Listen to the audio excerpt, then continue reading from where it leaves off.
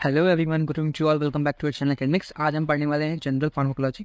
General pharmacology में दो चीज़ें आती हैं, फार्माकोडायनेमिक्स एंड फार्माकोकाइनेटिक्स। तो इस लेक्चर में हम लेक्चर नंबर फर्स्ट है ये जनरल फार्माकोलॉजी का। तो इस लेक्चर में हम फार्माकोकाइनेटिक्स को कंसिडर करके चलेंगे, फार्माकोकाइनेटिक्स की स्टडी करेंगे।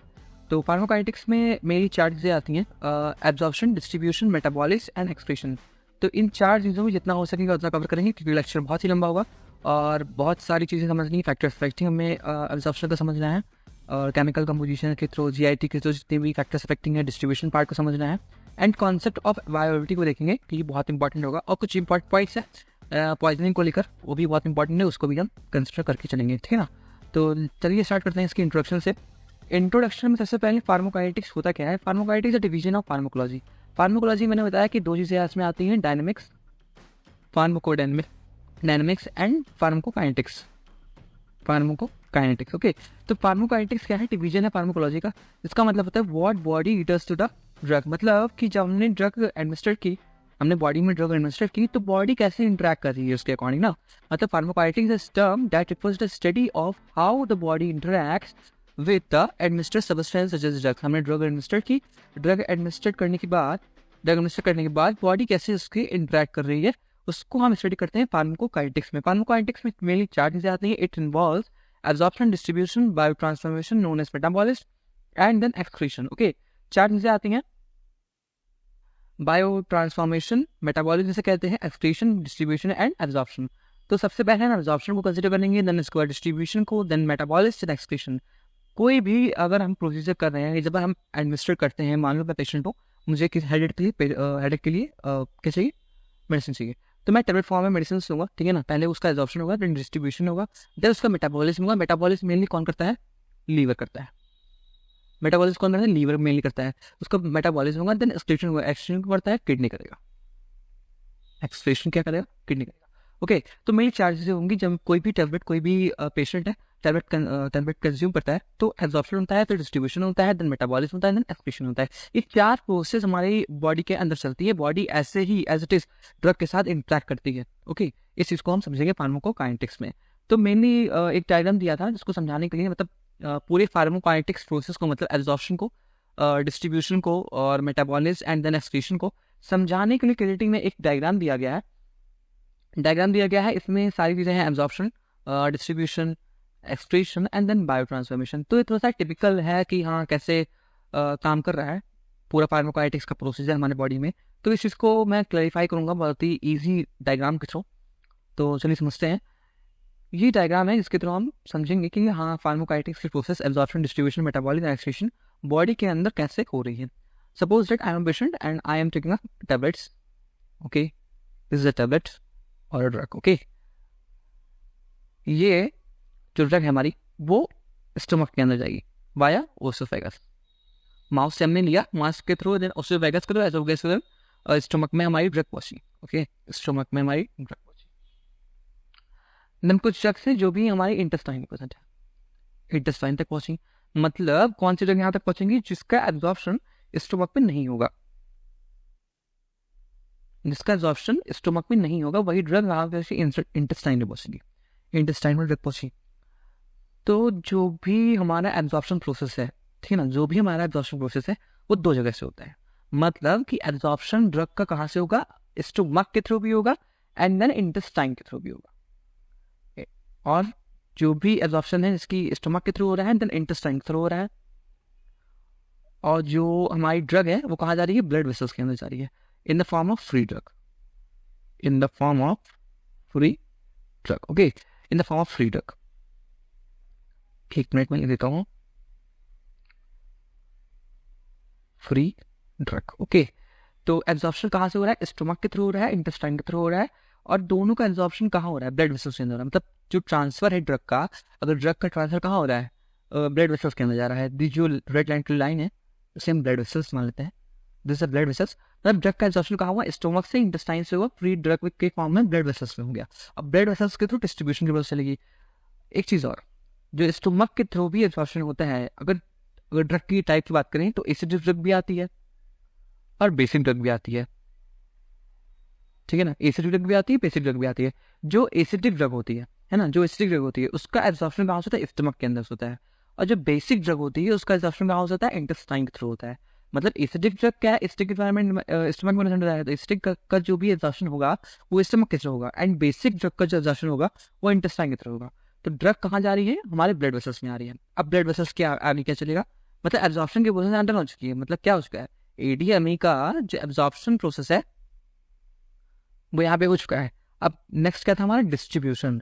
अब डिस्ट्रीब्यूशन को कैसे समझेंगे, अब ब्लड वेसल्स में जब हमारी ड्रग आ गई, this is a free drug, और यहाँ पे प्रेजेंट होते हैं क्या, यहाँ पे प्रेजेंट होते हैं plasma protein. Okay, this is a plasma protein, ये हमारे ब्लड वेसल्स के अंदर प्रेजेंट होता है, प्लाज्मा प्रोटीन। ओके, अब ये जो फ्री ड्रग है और प्लाज्मा प्रोटीन है, ये बाइंड अप होगा और फॉर्म करेगा, बाउंड ड्रग का फॉर्मेशन करेगा। मतलब ड्रग और प्रोटीन का कॉम्प्लेक्स बनाएगा, प्रोटीन ड्रग मतलब प्रोटीन बाइंडिंग होगी, देन क्या फॉर्म करेगा, बाउंड ड्रग का फॉर्मेशन करेगा, बाउंड ड्रग का फॉर्मेशन करेगा। जब बाउंड ड्रग का फॉर्मेशन हो जाता है, बाउंड ड्रग का फॉर्मेशन होता है तो एक्ट करता है as a inactive form. Inactive form मतलब ये साइट ऑफ एक्शन पे एक्ट नहीं करेगा, इनएक्टिव फॉर्म में तो एज अ रिजर्वायर काम करेगा। रिजर्वायर मतलब जब भी फ्री ड्रग की हमें जरूरत पड़ेगी साइट ऑफ एक्शन पे जाने के लिए, तो ये बाउंड ड्रग जो है जो हमारे ब्लड वेसल्स के अंदर, ब्लड्स के अंदर एज अ रिजर्वायर की तरह प्रेजेंट रहता है, वो बाद में as it is site of action पे काम करेगा। तो कुछ ड्रग हैं जो कि प्रोटीन से बाइंड करेंगी, बाउंड ड्रग का फॉर्मेशन करेंगी, और कुछ ड्रग क्या होती है, as it is free drug के फॉर्म में प्रेजेंट होती है, as it is free drug के फॉर्म में प्रेजेंट होती है। उनका डिस्ट्रीब्यूशन होता है साइट ऑफ एक्शन पे, distribution at the site of action. Site of action पे जाएंगी, साइट ऑफ एक्शन पे अपना फार्माकोलॉजिकल एक्शन शो करेंगी। फार्माकोलॉजिकल एक्शन शो करने के बाद, साइट ऑफ एक्शन है, फार्माकोलॉजिकल एक्शन शो किया, मान लो मुझे हेडेक का, तो हेडेक पे मतलब ब्रेन के पास गया, ब्रेन पे गया और अपना साइट ऑफ मतलब अपना फार्माकोलॉजिकल एक्शन शो किया, वहां पे पेन को रिलीफ किया। देन उसके बाद कहाँ पे आएगा, सीधा ब्लड में आ जाएगा, वापस ब्लड में आएगा, ब्लड से जाएगा लीवर के अंदर, किसके लिए जाएगा, मेटाबॉलिज्म के लिए जाएगा, मेटाबॉलिज्म के लिए जाएगा। लीवर क्या करता है, जो भी हमारी ड्रग होती है, जैसे कि कोई भी ड्रग हमने ली, ठीक है ना, कोई भी हम ड्रग लेते हैं तो नॉन पोलर के फॉर्म में होती है। नॉन पोलर का मतलब है कि वो उसके अंदर पोलैरिटी नहीं रहती है, कि वो मतलब लिपिड सॉल्युबल, एक तरह से कह सकते हो कि लिपिड सॉल्युबल ड्रग रहती है हमारी सारी, कि इजीली वो सेल मेम्ब्रेन को क्रॉस कर पाए। तो जब लिपिड सॉल्युबल ड्रग रहेगी, नॉन पोलर ड्रग रहेगी, तो लीवर क्या करता है, उस नॉन पोलर ड्रग को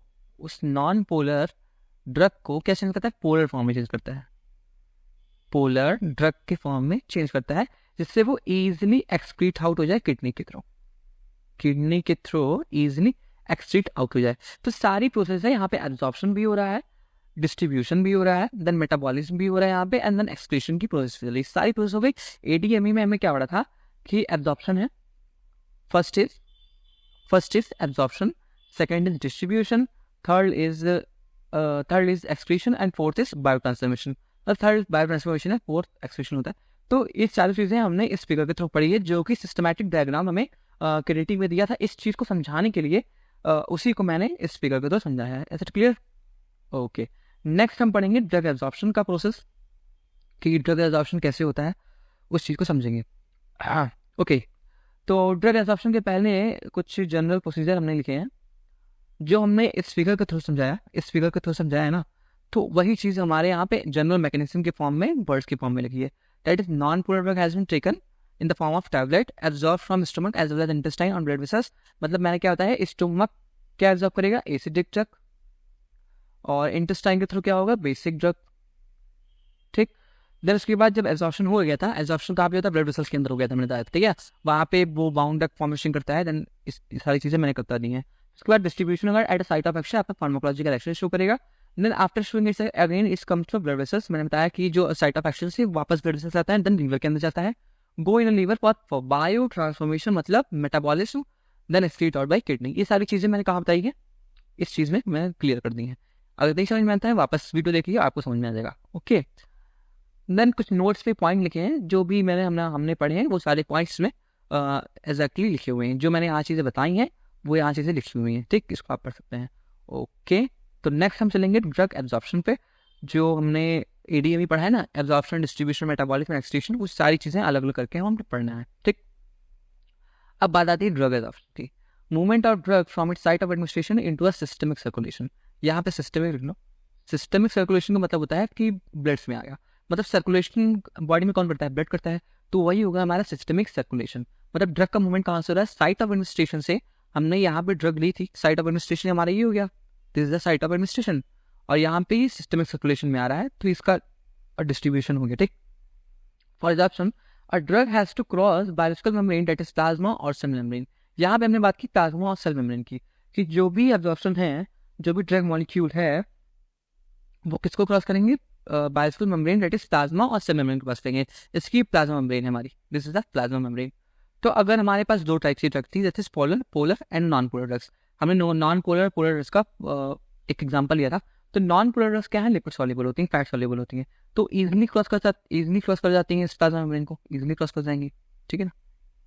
बट जो वाटर सॉल्युबल ड्रग्स हैं, मतलब पोलर ड्रग्स हैं, वो क्रॉस नहीं कर पाएंगी, उन्हें चैनल प्रोटीन की आवश्यकता पड़ती है। जब भी वो एब्जॉर्प्शन होना होगा, उन्हें चैनल प्रोटीन का नीड रहेगा पास आउट होने के लिए। मतलब अगर मैं एग्जाम्पल की बात करूं कि ये मान लो कोई ड्रग है हमारी, ठीक है ना, ये नॉन पोलर के फॉर्म में ड्रग है, मतलब उसमें पोलरिटी नहीं है। अगर ये पोलर के फॉर्म में होगी तो ये H++A- के फॉर्म में होगी, ये हो गई पोलर ड्रग्स। तो ये पोलर ड्रग्स क्या होंगी, वाटर सॉल्युबल होंगी। नॉन पोलर ड्रग्स क्या होंगी, फैट सॉल्युबल होगी। तो फैट सॉल्युबल की ड्रग हैं, जो ड्रग होती है उसका एब्जॉर्प्शन ईजिली हो पाता है, ईजिली। और जो वाटर सॉल्युबल की ड्रग है वो चैनल प्रोटीन की तरफ पास हो जाती हैं। तो इस चीज़ को कंसिडर करता है, फॉर एब्जॉर्प्शन के लिए हमें जो ड्रग होगी वो क्रॉस करनी चाहिए प्लाज्मा मेम्ब्रेन को, प्लाज्मा मेम्ब्रेन को क्रॉस करनी चाहिए। तो इसीलिए हम क्या करते हैं, नॉन पोलर ड्रग को ही कंसिडर करते हैं, उन्हीं को लेते हैं for the absorption process. It is a pharmacokinetic parameter that determines the rate and extent of drug availability in the body. ज़्यादा एब्जॉर्प्शन, देखो ज़्यादा एब्जॉर्प्शन ज़्यादा मतलब बायो अवेलेबिलिटी ज़्यादा, ठीक है ना। एब्जॉर्प्शन ज़्यादा तो बायोएबिलिटी ज़्यादा, मतलब एब्जॉर्प्शन क्या है, डायरेक्टली प्रोपोर्शनल है बायोएबिलिटी के, इस चीज़ को डिटरमाइन करती है। ठीक, absorption of acidic occurs in stomach and absorption of acidic occurs in intestine. जो मैंने बताया यहाँ पे कि पहले बता दिया था कि स्टमक के थ्रू एब्जॉर्प्शन होगा एसिडिक ड्रग का, एंड देन इंटेस्टाइन के थ्रू होगा बेसिक ड्रग का। ठीक, इतनी बात क्लियर। नेक्स्ट है कि जो भी बहुत सारे फैक्टर्स होते हैं जो हमारी ड्रग एब्जॉर्प्शन प्रोसेस को क्या करेंगे, अफेक्ट करेंगे। तो उसमें पहला आता है रूट ऑफ एडमिनिस्ट्रेशन के थ्रू, then chemical composition, then environment into the which drug is place, मतलब जीआईटी का थ्रू, जीआईटी का जो इन्वायरमेंट होगा उसके थ्रू भी इफेक्ट होगा। मतलब तीन चीज़ें हमने मेनली है, route of administration, chemical composition and then from GIT environment. ठीक, इस चीज़ पे ये सारे फैक्टर्स किसको अफेक्ट करेंगे, ड्रग एब्जॉर्प्शन की प्रोसेस को अफेक्ट करेंगे। ठीक है, इतनी बात क्लियर होगी। नेक्स्ट हम पढ़ेंगे क्या, नेक्स्ट हम कंसिडर कर लेते हैं कि मान लो अगर ड्रग एब्जॉर्प्शन को या फिर फार्माकोकाइनेटिक्स की प्रोसेस है उसे हम ग्राफ के तौर पर समझना चाहें, तो इस फिगर के थ्रू समझ सकते हैं कि अगर प्लॉट कर रहे हैं एक graph, amount of drug in the blood and time, मतलब plasma concentration of the blood and time के अगेंस्ट पे हम ग्राफ प्लॉट करते हैं। तो जैसे ही हम ड्रग लिया, ड्रग इज टेकन, यहाँ लिखा ना ड्रग इज टेकन, तो एब्जॉर्प्शन प्रोसेस सबसे ज़्यादा चलेगी। सर एब्जॉर्प्शन तो होगा, मतलब ड्रग जैसे ही लेंगे पहले एब्जॉर्प्शन होगा, देन डिस्ट्रीब्यूशन भी हो जाएगा ब्लड वेसल्स के अंदर। ठीक, तो एब्जॉर्प्शन डिस्ट्रीब्यूशन प्रोसेस सबसे ज़्यादा चलेगी। देन उसके बाद एलिमिनेशन फेज आएगा जब बायो ट्रांसफॉर्मेशन की फेज आएगी। तो एलिमिनेशन फेज के लिए, जब एलिमिनेशन फेज पे पहुंचता है, मतलब एब्जॉर्प्शन की प्रोसेस एक मैक्सिमम कंसंट्रेशन पे पहुंच जाती है जब ड्रग का कंसंट्रेशन ब्लड में बहुत ज़्यादा हो जाता है, तो उसे कहते हैं C max, highest concentration of the drug in the blood. मतलब पूरा जितना भी हमने ड्रग लिया है उसकी बायोएबिलिटी मान लो 80% है, उसकी बायोएबिलिटी मान लो 70% है, मतलब 70% ड्रग हमारे ब्लड में आ चुका है, उसे कहेंगे हम C max, highest concentration of the drug in blood. फिर उसके बाद एलिमिनेशन फेज स्टार्ट होगा, देन उसके बाद टी हाफ आएगा, मतलब half of the concentration is removed, and then C minimum आएगा, मतलब lowest concentration in the blood, मतलब एक्सक्रीशन की प्रोसेस एलिमिनेट आउट हो चुका है, मतलब एक्सक्रीशन प्रोसेस चल चुकी है। तो इस ग्राफ के थ्रू आप एब्जॉर्प्शन एंड एलिमिनेशन फेज को समझ सकते हैं कि जो भी ड्रग है, मान लो उसकी बायोएबिलिटी 70% है, उसकी बायोएबिलिटी 80% है, तो उसके अकॉर्डिंग हम निकाल सकते हैं। मान लो कि कोई भी ड्रग हम लेते हैं, उसकी बायोएबिलिटी 70% है, तो 70% पे अगर ग्राफ हमारा एज इट इज ये शो कर रहा है, तो 80% पे ग्राफ क्या शो करेगा, 80% पे ग्राफ ये शो करेगा, राइट। अगर 100% है तो ग्राफ ऐसे करके ऐसे जाएगा, है ना। ये जो आईवी के फॉर्म में जब लेते हैं ड्रग तो एज इट इज ग्राफ बनता है। आगे हम पढ़ेंगे, जब बायोलॉजी पढ़ेंगे इस चीज़ को कंसिडर करेंगे।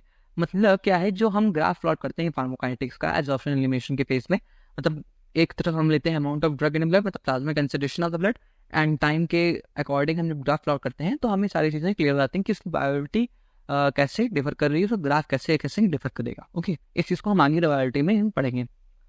ओके, नेक्स्ट पढ़ते हैं हम इसका फैक्टर अफेक्टिंग और ड्रग एब्जॉर्प्शन में पहला आता है रूट ऑफ एडमिनिस्ट्रेशन, दूसरा है केमिकल कंपोजिशन एंड तीसरा है फ्रॉम जीआईटी। तो रूट ऑफ एडमिनिस्ट्रेशन में क्या है, route of absorption and route of administration कह सकते हो। तो रूट ऑफ एडमिनिस्ट्रेशन में बहुत सारे रूट हैं, oral, sublingual, buccal, rectal, intravenous, intramuscular, subcutaneous, topical and inhalations. सारी चीज़ों में कुछ कुछ डिफरेंस होगा, कुछ कुछ डिफरेंसेस हैं। जो ओरल में हमें प्रॉब्लम देखने को मिलती है वो किसी किसी में नहीं देखने को मिलेगी, उसका क्योर में देखने को मिलेगा, लेकिन कुछ और प्रॉब्लम देखने को मिलेगी। सारी चीज़ें इसमें लिखी हुई हैं, तो एक एक करके हम पढ़ेंगे थोड़ा थोड़ा। ओरल ड्रग हम लेते हैं, drug is swallowed and passes through the gastrointestinal tract before reaching the blood. Gastrointestinal tract से पास करेगा वहाँ तक, ब्लड तक पहुँचने के पहले, मतलब एब्जॉर्प्शन कहाँ से होता है, स्टमक से होता है, इंटेस्टाइन से होता था। तो गैस्ट्रो जीआईटी ट्रैक्ट से वो पास होगा ड्रग, ठीक है। The route is convenient and safe, बहुत ही कन्वीनियंट है, सेफ है, बट इसमें कुछ चीज़ें हैं, कुछ प्रॉब्लम्स हैं। पहली क्या है, देखो, degradation of the drug bye stomach acid और एंजाइम्स।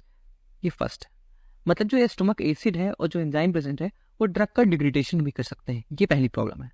दूसरी है first pass metabolism by the liver, ये दूसरी है। फर्स्ट पास मेटाबॉलिज्म का क्या मतलब होता है, जब भी हम ड्रग लें, मान लो ड्रग लेते हैं जब ओरल रूट से, ये मान लो ड्रग है टैबलेट फॉर्म में, जब हम ड्रग लेते हैं ओरल रूट से तो मान लो ये फर्स्टली एब्जॉर्ब हो जाती है पोर्टल वेन में।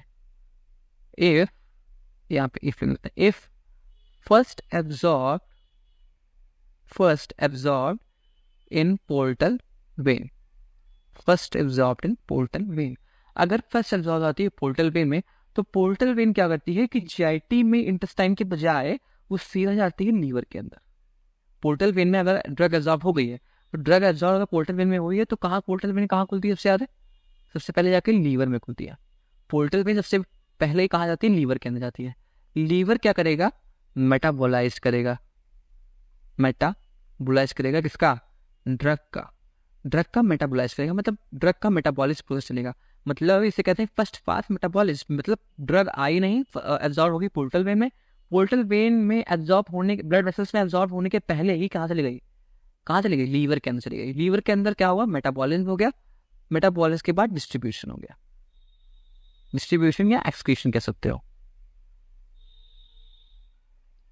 मतलब कि ड्रग जो आई थी हमारा वो पहले ही लीवर में चली गई, मेटाबोलाइज हो गई, देन एक्सक्रीट आउट हो गई, तो उसका फार्माकोलॉजिकल एक्शन क्या हुआ, शो ही नहीं कर पाई, तो ये दूसरी प्रॉब्लम हो गई। देन क्या है, इंटरेक्शन विद फूड और अदर ड्रग्स, जब फूड के साथ इंटरेक्ट करेगी, अदर ड्रग्स के साथ इंटरेक्ट कर जाती है जीआईटी के अंदर, तो उसका एब्जॉर्प्शन बहुत ही डिफर करने लगता है, एब्जॉर्प्शन पे बहुत ज़्यादा इफेक्ट डालती है। तो ये हो गया ओरल रूट ऑफ एडमिनिस्ट्रेशन की फैक्टर्स कौन कौन से इफेक्ट कर सकते हैं, ठीक। सबलिंगुअल की बात करें, drug is placed under tongue and dissolve in saliva, tongue के अंदर रखते हैं ना और डिसॉल्व होता है सलाइवा के अंदर, then absorb directly into the blood vessels, directly blood vessels के अंदर डिसॉल्व हो जाता है, और पाइप, मतलब अगर हमने टंग के नीचे रखा, डिसॉल्व के सलाइवा के अंदर डिसॉल्व होते ही वो डायरेक्टली पास हो गया है ब्लड वेसल्स के अंदर, ब्लड वेसल्स के अंदर पास हो गया अगर ड्रग, ठीक है, पास हो गया तो जीआईटी में नहीं जाएगा, जीआईटी में नहीं जाएगा तो जो एंजाइम्स पैक कर रहे थे, स्टमक एसिड पैक कर रहा था, मतलब जो प्रॉब्लम इस पे हो रही थी, फर्स्ट प्रॉब्लम ये है जो हो रही थी degradation of drug bye stomach और एंजाइम्स, तो ये प्रॉब्लम नहीं होगी, फर्स्ट मेटाबॉलिज्म नहीं होगा, तो इस सारी चीज़ों को बाईपास करेगा जब सबलिंगुअल हम लेंगे।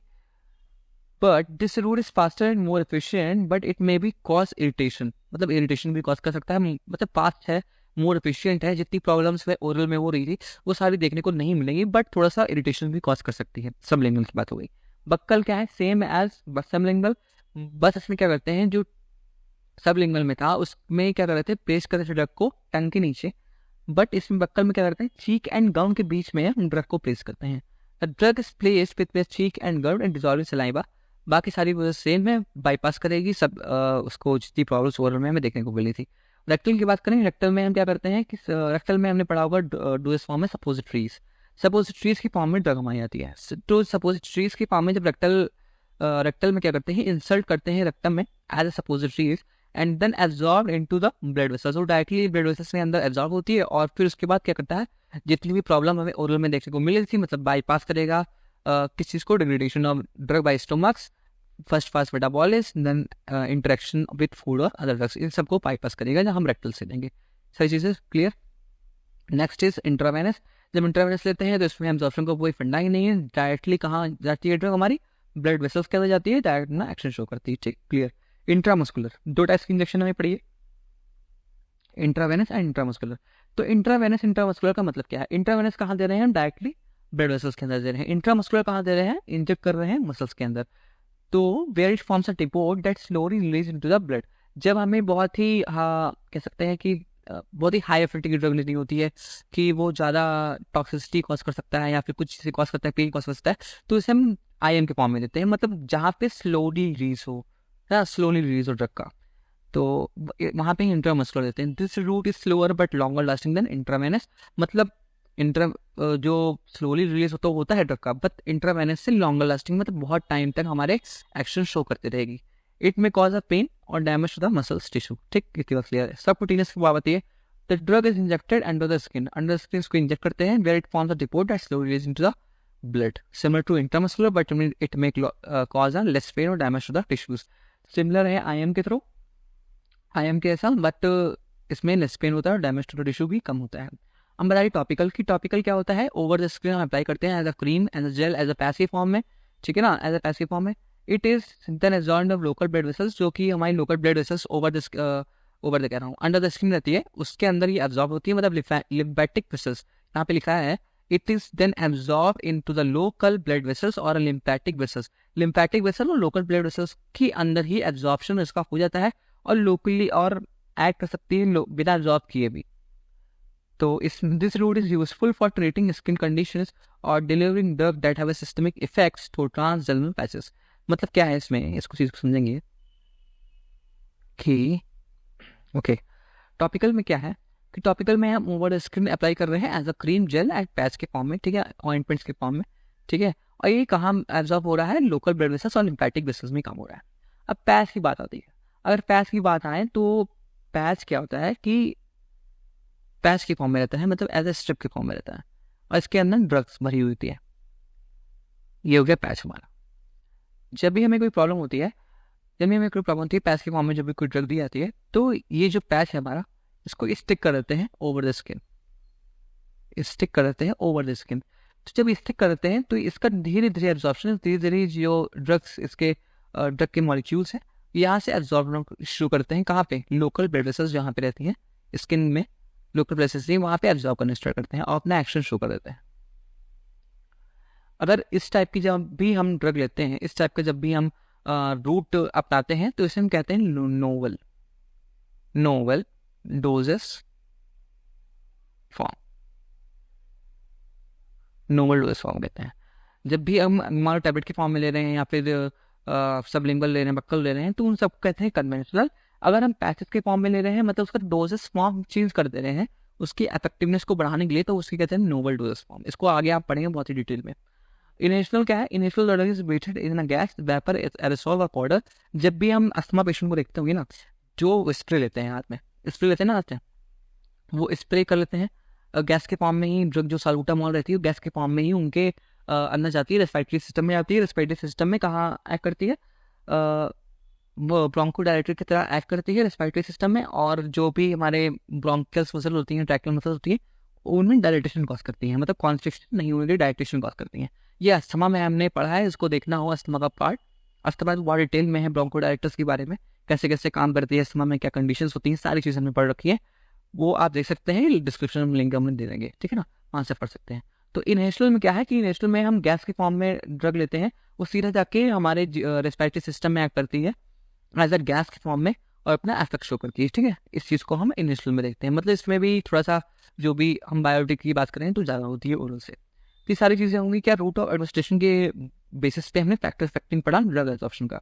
Next is chemical compositions. Chemical composition की बात करें, जो हमने दो चीज़ें बताई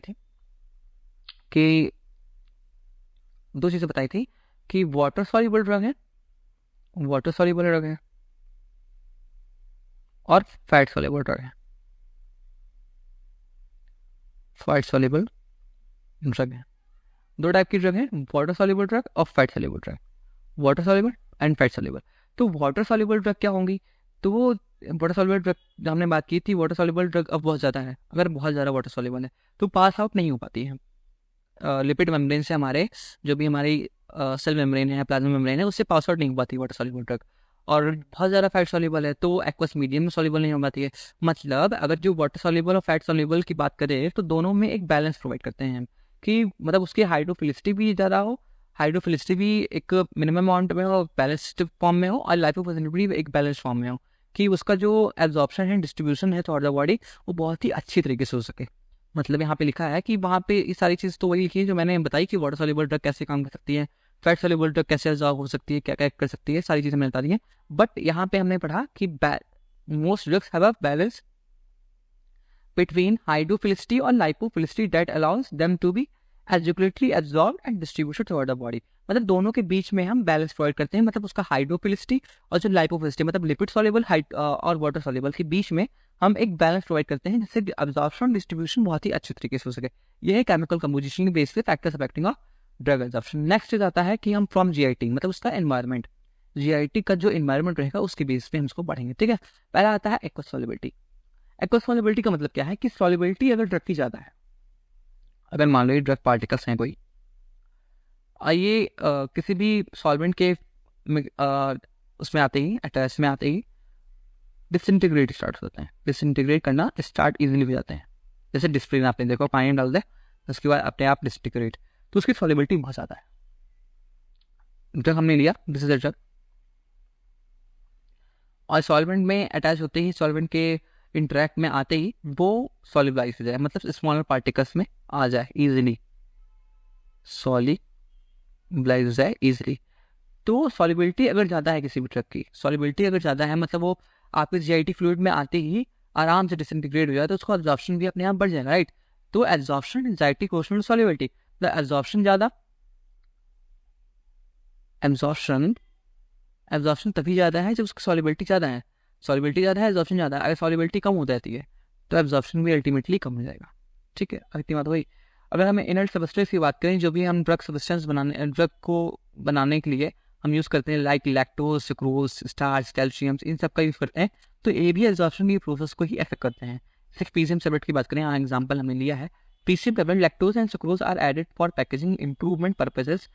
पैकेजिंग इंप्रूवमेंट के लिए हमने यूज़ किया था, बट इट में डिक्रीज और इंक्रीज देयर सॉल्युबिलिटी, उसकी सॉल्युबिलिटी और जो हमारी सॉल्युबिलिटी है पीसीएम की, उसको इंक्रीज भी कर सकता है, डिक्रीज भी कर सकता है। ये जो हमने इनर्ट सबस्टेंस हमने यूज़ किए हैं पैकेजिंग इंप्रूवमेंट के लिए पीसीएम टैबलेट्स में। ठीक है, ऐसी बात होगी एक्वस सॉल्युबिलिटी की, सॉल्युबिलिटी ज़्यादा, एब्जॉर्प्शन ज़्यादा, सॉल्युबिलिटी कम, एब्जॉर्प्शन कम। क्लियर। अब आती है कंसंट्रेशन ऑफ ड्रग की। Drug concentration is directly proportional to absorption. हमने अगर हम बात करें कि एब्जॉर्प्शन की प्रोसेस कैसे चलती है, अगर हम बात करें एब्जॉर्प्शन की प्रोसेस कैसे चलती है, तो मेनली अगर हम फॉस्फोलिपिड मेम्ब्रेन की बात करें, फॉस्फोलिपिड की मेम्ब्रेन जो हमारी ड्रग की होती है, के फॉस्फोलिपिड, अगर फॉस्फोलिपिड की मेम्ब्रेन की बात करें, ठीक है ना, फॉस्फोलिपिड की मेम्ब्रेन की बात करें, तो जो फॉस्फोलिपिड की मेम्ब्रेन होती है उसमें क्या होता है, पैसिव डिफ्यूजन होता है, पैसिव डिफ्यूजन होता है, और एक्टिव भी होता है, एक्टिव ट्रांसपोर्ट होता है। क्या हो रहा है, पैसिव ट्रांसपोर्ट हो रहा है फर्स्ट, एंड दूसरा एक्टिव ट्रांसपोर्ट हो रहा है। तो बहुत ज़्यादा जो मॉलिक्यूल्स होते हैं, ड्रग की मॉलिक्यूल्स हो गए या फिर कोई मॉलिक्यूल्स हो गए, तो पास आउट किससे होते हैं, हम सब किससे होते हैं, पैसिव डिफ्यूजन के थ्रू, मतलब कंसंट्रेशन ग्रेडियंट के थ्रू ही होते हैं। मतलब कंसंट्रेशन जितना अच्छा सही रहेगा, मतलब higher concentration to lower concentration, इस हिसाब से पैसिव डिफ्यूजन होती है without the use of ATP. एक second, okay wait, I will love this.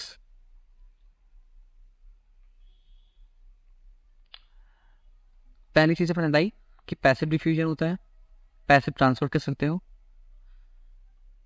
और दूसरी चीज़ बताई मैंने एक्टिव ट्रांसपोर्ट।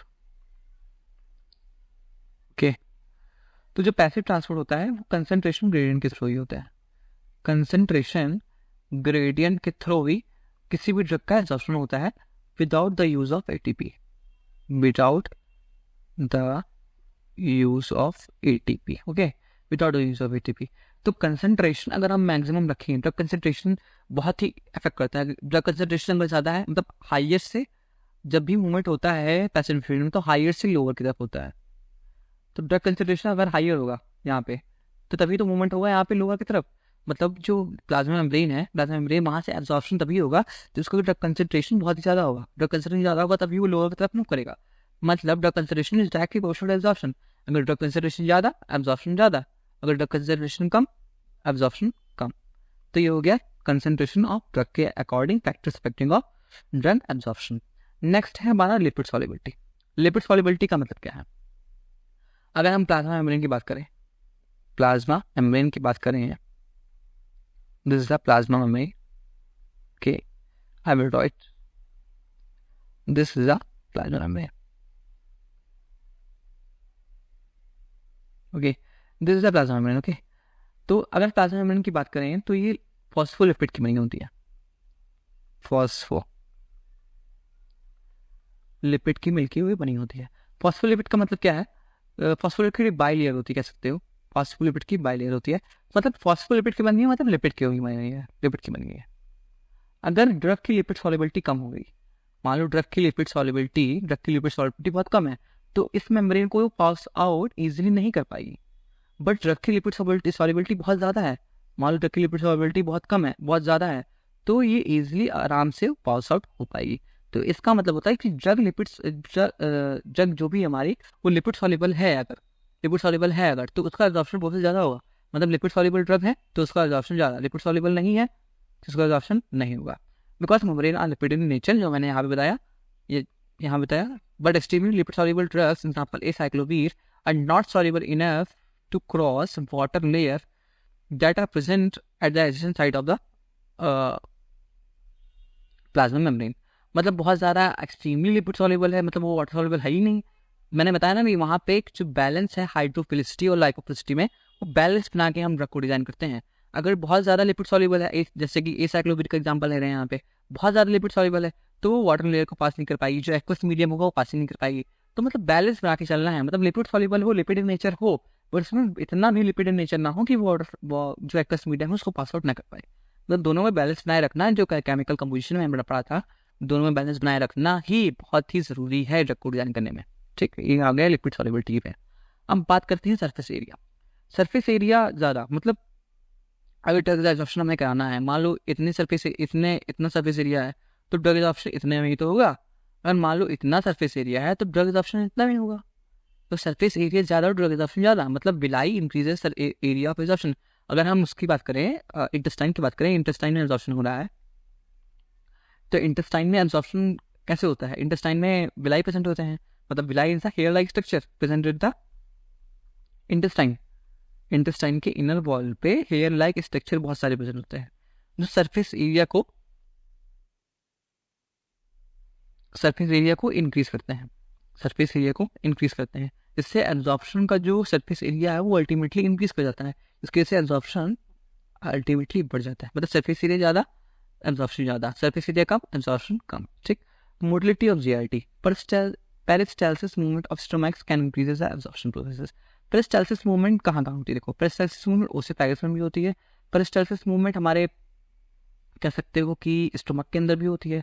तो पेरिस्टाल्सिस मूवमेंट जब होती है तो ड्रग एब्जॉर्प्शन ज़्यादा होता है।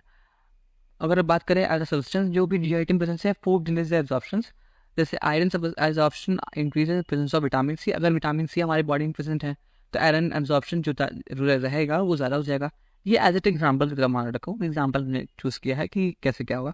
फूड डिलीज एब्जॉर्प्शन, मतलब फूड अगर हमारे बॉडी के अंदर प्रेजेंट है तो पहले एब्जॉर्प्शन फूड का होगा, उसमें न्यूट्रिएंट्स जो होंगे उनका होगा, और फिर ड्रग का होगा। बट अगर हम आयरन एब्जॉर्प्शन की बात करें, अगर विटामिन सी हमने डाइट में लिया है, ठीक है, विटामिन सी हमने डाइट में लिया है, तो जो आयरन एब्जॉर्प्शन है, आयरन की हम ड्रग लेते हैं तो उसका एब्जॉर्प्शन बहुत ज़्यादा हो जाता है।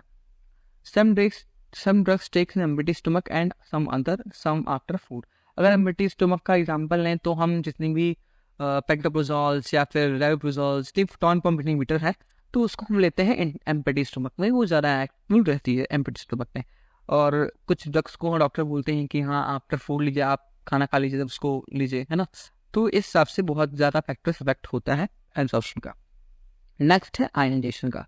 Ionization of drug and local pH relationships in absorption processes, ये बहुत ही इंपॉर्टेंट है, ionization of drugs and local pH का जो रिलेशनशिप है। अब इस चीज़ को हम डिटेल में समझेंगे, ठीक है ना। अगर मैं बात करूँ कि ड्रग की, अगर मैं बात करूँ ड्रग की, ओके, अगर मैं बात करूँ ड्रग की, ठीक, ड्रग दो टाइप्स की होती हैं, non electrolytes and electrolytes. Drug दो टाइप्स की है, नॉन इलेक्ट्रोलाइट्स एंड इलेक्ट्रोलाइट्स। तो जो नॉन इलेक्ट्रोलाइट्स हैं क्या है, लिपिड सॉल्युबल है, मतलब बहुत ज़्यादा लिपिड सॉल्युबल है। इलेक्ट्रोलाइट्स में भी दो टाइप्स की जगह आती हैं, strong electrolytes and weak electrolytes, strong and weak electrolytes. तो स्ट्रॉन्ग इलेक्ट्रोलाइट्स हैं, वीक इलेक्ट्रोलाइट्स हैं, दो चीज़ें वही। तो जो स्ट्रॉन्ग इलेक्ट्रोलाइट्स हैं वो कम्प्लीटली आयनाइज्ड हो जाती हैं,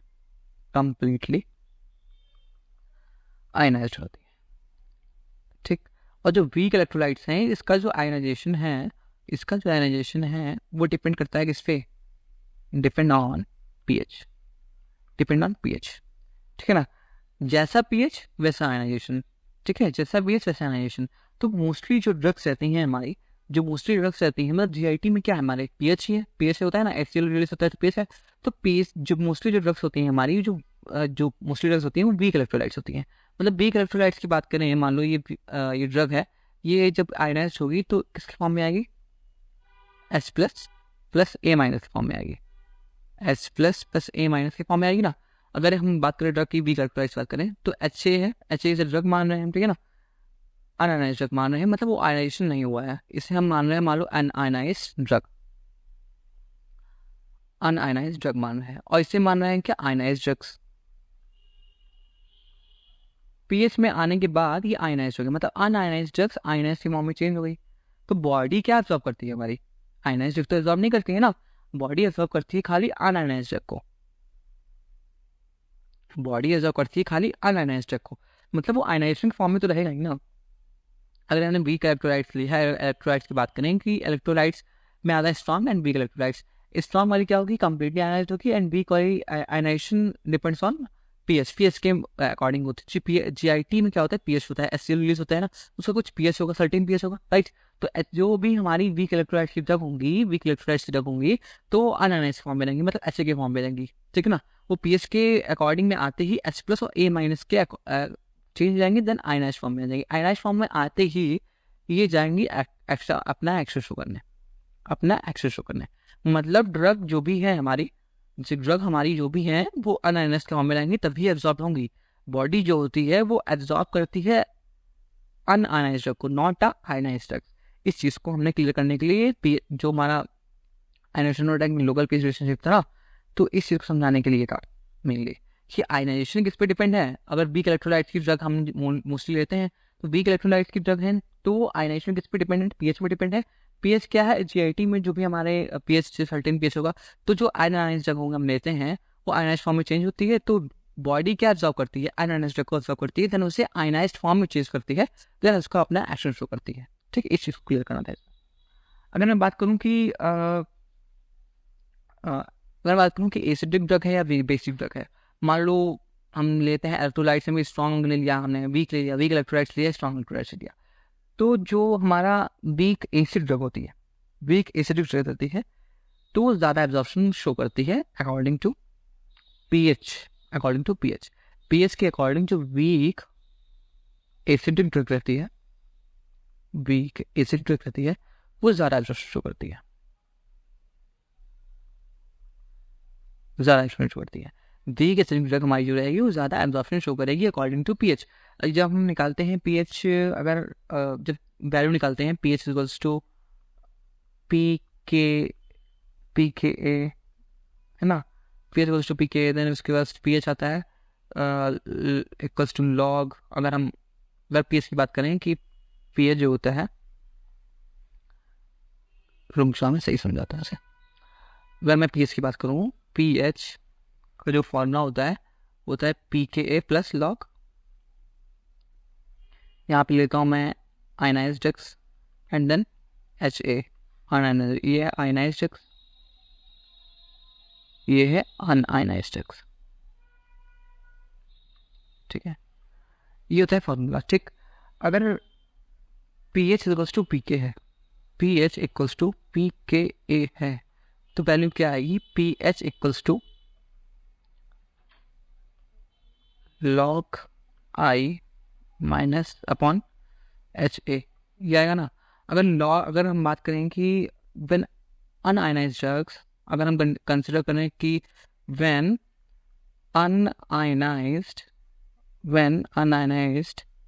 drug is 10 times of ionized drug, 10 times of ionized drugs। ठीक है, देन अगर मैं बात करूँ कि जब आयनाइज्ड ड्रग क्या है, 10 टाइम्स है आयनाइज्ड ड्रग से, मतलब वैल्यू क्या आएगी? pH इक्वल्स टू log 1/10, ये तो आएगी 1/10 आएगी। इसकी वैल्यू क्या आएगी? pH की वैल्यू जाएगी -1। pH की वैल्यू -1 आई, मतलब -1 क्या है? एसिडिक है। -1 क्या है? एसिडिक है। अगर हम pH की वैल्यू, अगर हम -1 वैल्यू कंसिडर करते हैं pH की, अगर pH की -1 वैल्यू कंसिडर कर रहे हैं, मतलब वो एसिडिक है। तो एसिडिक है, इसका मतलब क्या है कि जब एसिडिक तभी होगा जब कंडीशन होगी when un-ionised drugs it 10 times of ionised drug. Un-ionised क्या है? 10 टाइम्स है आयनाइज्ड ड्रग का। मतलब जो अनआयनाइज्ड फॉर्म है, जो यहाँ मैंने बात की थी ना अनआयनाइज्ड फॉर्म की, HA की बात की थी हमने, कि आयनाइज्ड होने के बाद H plus plus A minus में चेंज हो रही है, H plus plus A minus में चेंज हो रही है, तो ये अनआयनाइज्ड फॉर्म है। अनआयनाइज्ड फॉर्म है, तो अनआयनाइज्ड फॉर्म क्या है? 10 टाइम्स है किसका? आयनाइज्ड फॉर्म का। तो कंसिडर तभी करेंगे जब एसिडिक ड्रग होगी। जब एसिडिक वीक ड्रग होगी तभी वो कंडीशन बनेगी pH इक्वल्स टू -1, तभी एसिडिक कंडीशन बनेगी। तभी क्या होगा? When un-ionised drugs is 10 times of ionised drug. जब एसिडिक एनवायरनमेंट होगा तभी अनआयनाइज्ड ड्रग्स 10 टाइम्स होगी किसके? आयनाइज्ड ड्रग्स की। और अनआयनाइज्ड ड्रग जो होती है उसी को एब्जॉर्ब करता है, उसी का एब्जॉर्प्शन हमारी बॉडी के अंदर होता है। तो मतलब एब्जॉर्प्शन किसका बेटर है? एसिडिक वीक ड्रग का बेटर है अकॉर्डिंग टू बेसिक ड्रग। अगर बेसिक ड्रग की बात करें, यहाँ पे हम लोग बेसिक ड्रग की बात कर लेते हैं, वैल्यू हम चेंज करेंगे, वैल्यू हम यहाँ पे चेंज करेंगे। ओके, वैल्यू चेंज करेंगे, वैल्यू चेंज करते हैं यहाँ पे, जिसकी pH equals to log ionized upon unionized ना। अगर हम वैल्यू चेंज करें pH इक्वल्स टू log की वैल्यू हमें +1 लिखना है, ठीक है ना। +1 तभी आएगा जब log की वैल्यू हमारी होगी कितनी? 10। log की वैल्यू 10 होगी तभी हमारा इक्वल्स टू 1 आएगा। हमें कंसिडर करना है pH इक्वल्स टू 1, मतलब क्या है? बेसिक है।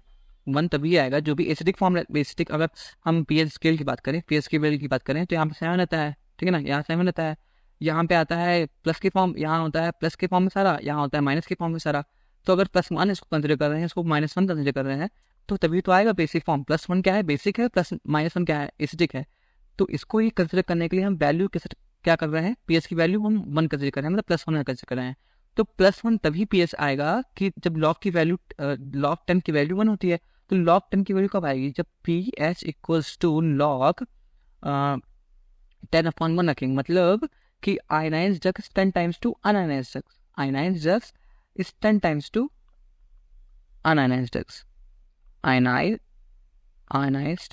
Drug is 10 times to unionized drug. ये वैल्यू तभी आएगी, log 10 की वैल्यू, log 10 pH की वैल्यू 1 तभी आएगी जब कंडीशन ये होगी ionized drug is 10 times to unionized drugs. तो अनआयनाइज्ड ड्रग्स बहुत कम है, उसका एब्जॉर्प्शन बहुत ही कम होगा। तो इस चीज पे हम कह सकते हैं कि किसका एब्जॉर्प्शन बढ़िया है? वीक एसिडिक ड्रग का एब्जॉर्प्शन बहुत ही बेटर है according to the weak basic drug. इस चीज से हम क्लियर कर सकते हैं। ओके, नेक्स्ट है concept of bioavailability. Okay, concept of bioavailability हम पढ़ेंगे। ओके, कॉन्सेप्ट ऑफ बायोअवेलेबिलिटी पढ़ेंगे, लेक्चर थोड़ा सा लंबा है, इसको लास्ट तक देखिएगा, बट थोड़ा सा इंपॉर्टेंट है। नेक्स्ट इसमें हम बायोअवेलेबिलिटी इस टॉपिक में आज कवर करेंगे। बाकी नेक्स्ट डिस्ट्रीब्यूशन, मेटाबॉलिज्म, एक्सक्रीशन, वो नेक्स्ट फेज में हम क्लैरिफाई करेंगे। ओके, तो कॉन्सेप्ट ऑफ बायोअवेलेबिलिटी क्या है? Bioavailability is a term used in pharmacology to describe how much of a drug enters enters in the blood. Okay, मेटाबॉलिटी का मतलब क्या होता है कि कितनी ड्रग, मतलब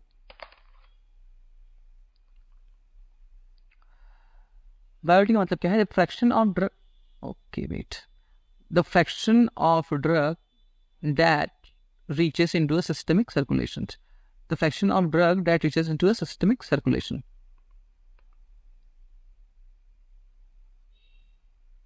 Wait.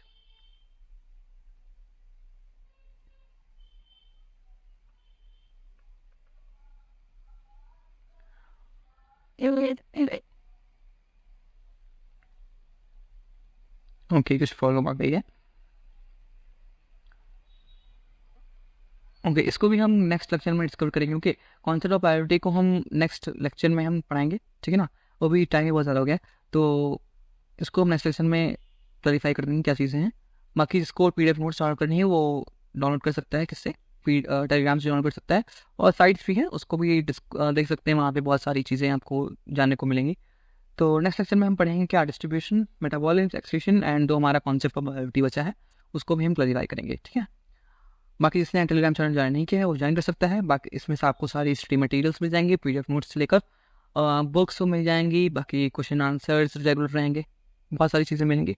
Thank you, and subscribe कर सकते हैं अगर आपको पसंद आया तो।